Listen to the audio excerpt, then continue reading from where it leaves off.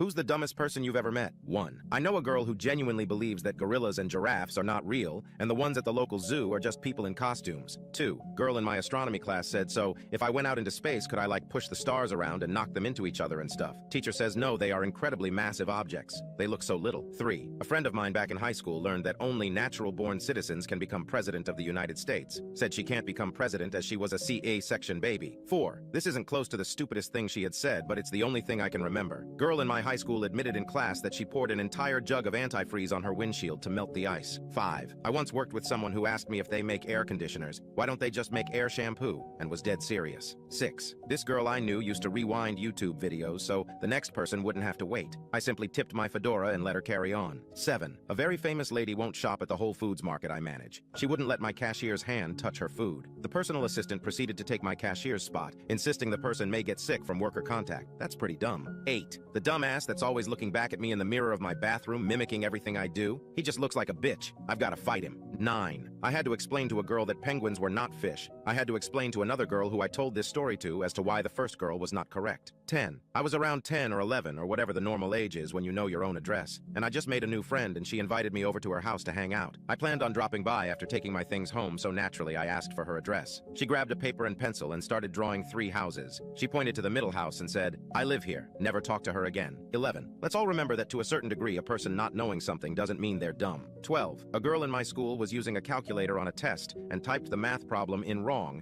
and she then proceeded to write down syntax error as an answer. 13. I once watched a girl at the gas station pump her Ford Focus full of diesel because it was the lowest price at the time.